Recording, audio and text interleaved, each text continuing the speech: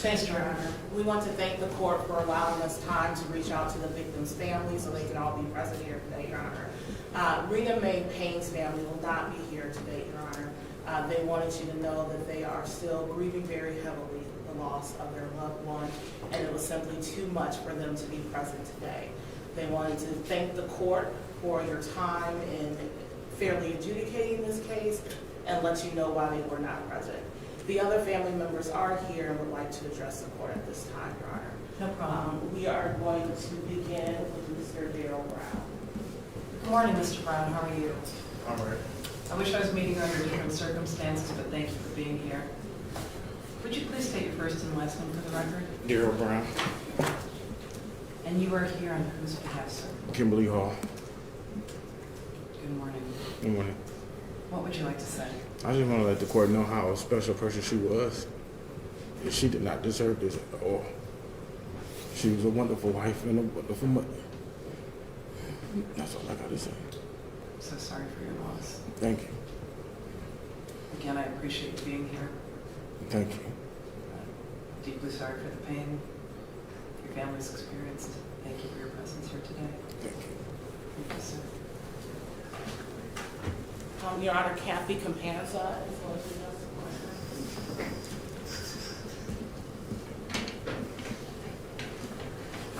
Good morning. Would you please state your name for the record? Hi, my name is Kathy Campenza. Could you spell your last name, please? Sure, Campensa. Kimberly Hall was my daughter. She was my youngest child. She was a good-natured child. She was good-hearted. She wouldn't hurt anybody. Her only problem of recent in the last years was she had a bad drug addiction, and that was what caused her demise. She had two beautiful kids, which I am now in charge of, and they're doing well. I have the oldest one's doing pretty well. She does have a little bit of issues. We planted a tree in our backyard for her, so I noticed that the oldest one will go out there and talk to the tree, and the little one has more problems because she was really close with her mom, and she'll cry and say, I lost my best friend. So it's hard, you know, we do a lot of crying. You know, I have some of her ashes, and I got a tattoo of one of her favorite things on my arm. We just miss her. Her sister is also on that way to demise, and we just hope that maybe because of this situation that she would change. But it's hurt a lot of us because of that, you know, and I hope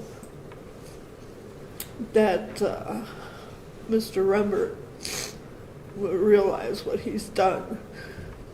You know, she was 5 foot, so I don't think she could have hurt him in any way. He's a big man. So that's all I have to say. Thank you. Thank you for being here. So sorry for your loss, Ms. Kimberly. Thank you. Sandy Kelly will speak, Your Honor.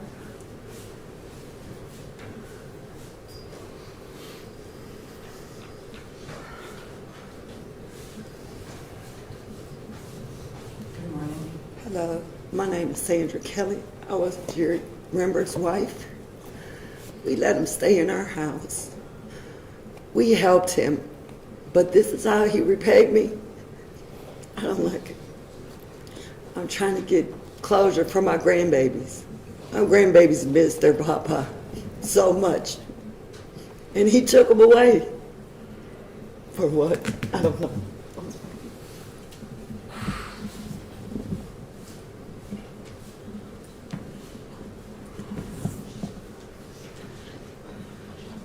Mr. and Mrs. Thomas will address the court. Thank you.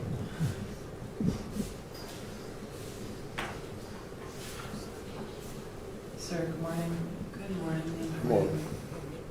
Can we state your names for the record? My name is Robert Thomas. And Michelle Thomas. We're Morgan Meitzel's parents.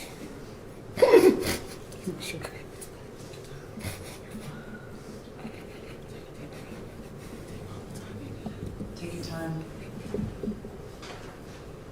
I just missed my daughter. I do too.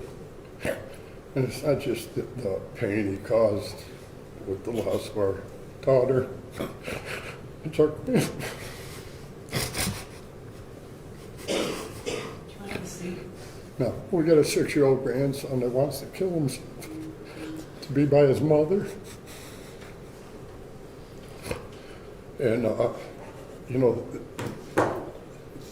he lived with them. They were good to each other. You know, this was totally senseless. You know, he killed somebody in the past. He should have never been let out of jail. This is how he thanks the society for letting him out. And I know he has eligibility for parole. I'll be at every parole hearing and make sure he never sees the light of day again. Because I have nothing good to say about him. Mr. and Mrs. Thomas, I wish that there were words that could be said to comfort you in any way. I'm so deeply sorry for your loss. There's no sentence that can bring your daughter back. I know that. You get your feelings across very well. I hear you, how much you miss her. My heart breaks with you. I'm so very sorry. And it's not just my grandchild either. He left a lot of kids without parents.